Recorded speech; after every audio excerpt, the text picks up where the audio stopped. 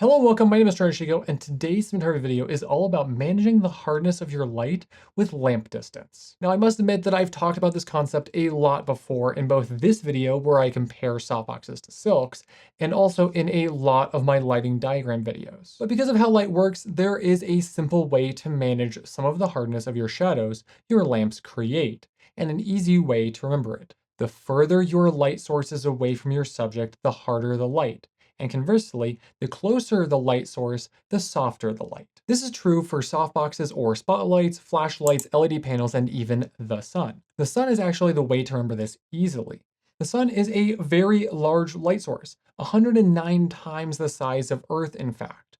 Yet, perspective-wise, it's really small compared to a subject on Earth's surface. To us, it's only a little bigger than a number 2 pencil eraser on the horizon.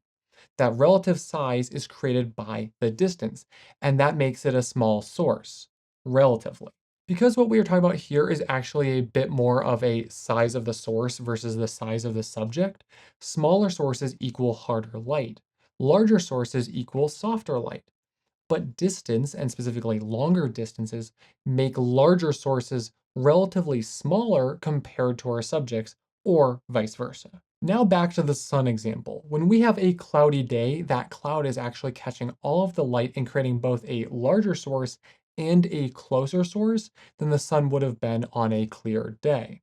The cloud is also scattering the light, but that isn't as much for this lesson on relative size of light sources. So for us, no matter the source we're using, be it a reflector hood or a 6x6 silk, the closer it is, the larger the source is relative to the subject. And the further it is, the smaller. Thus, either softer or harder shadows.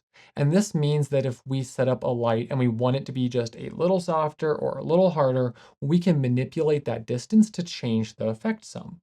This also means that if you move your lamp backwards to cut your exposure, it will also make the light harder and vice versa. For most things, a couple feet either way will probably not make a huge difference. This is, though, an important concept to understand and know for planning your lighting and how you want it to feel in terms of your shadows, how much fill you'll need, and if you want it to be higher key or lower key, etc. So now here are a couple examples at various scales showing how it works and highlighting the relative size. Here I have a figure and I'm casting a light from a flashlight from pretty close to the subject, and we can see the shadow's current quality. But then if I move it backwards, you can see that the shadow gets harder. If I switch the flashlight for a larger source than the flashlight, the shadow up close is softer than the close position of the flashlight. But when I move it backwards, the shadow once again gets harder, but not as hard as the flashlight because of the size of the source. Functionally, it is also influenced some by the directionality due to the reflector or lack thereof, but that is another factor that you can plan around when planning your lighting. So we have a setup right here so that we can see the shadow behind our mannequin here on the wall. The mannequin is about 3 feet from the wall, and the first placement is about 3 feet from the mannequin. Here you'll see 3 examples: the setup with the full-size mannequin head and a reflector on the GVMP80S, a softbox example, and a 37-inch octabox example. Each has their own softness and hardness properties because of their size and directionality. But when moved closer or further away, they will all relatively affect the shape and softness of the light on our subject and scene. So probably the easiest way to see the actual effects of the shadow is not even necessarily at hard stops along a path backwards. Although, those kind of give you an idea, 3, 6, 9, 12, 15-foot distance, you kind of get an idea in your head for how that would look if you wanted to move the light back a little bit and how that would change the shadow. I would recommend doing this if you have an octabox, a softbox, a hood, whatever, and then that way you can kind of understand how each would look different.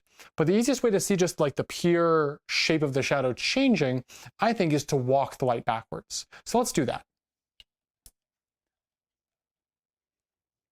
And the thing that's really interesting to me is just how quickly that shadow shape changes.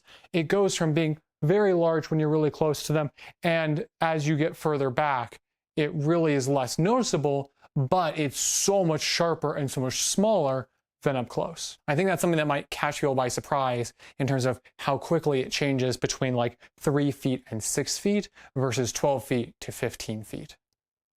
So that's pretty much it. It is a pretty simple but very important concept. I might film some more examples showing how this works and put them in a separate examples video. If you want to see that, tell me down below in the comments. I do want to say that I'm trying to get my Patreon over 100 total members between the free and paid tiers. So if you want to get updates, watch ad-free, and or vote on upcoming video topics, check out my Patreon at patreon.com/Trenton Hoshiko.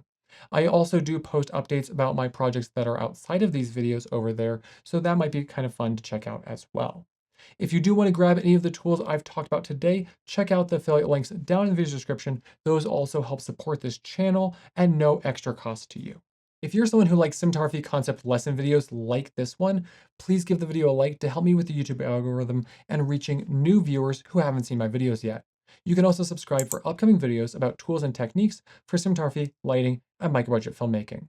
If you want to see updates about the things that I do outside of making these videos, and if you want to see some truly awful jokes, you can check out my social media links, specifically my Blue Sky, Mastodon, and Hey Cafe. All of those are down in the video's description. Take care of yourselves, take care of the people around you, and remember that wearing a mask in public helps keep you, your family, your community, and your filmmaking team a lot safer. If you have the opportunity this week to go out of your way to help somebody and offer them some kindness, please do it. These are tough times, and you never know how much that will mean to the both of you. Thank you so much for watching, and I hope that you have a wonderful day ahead of you. Peace.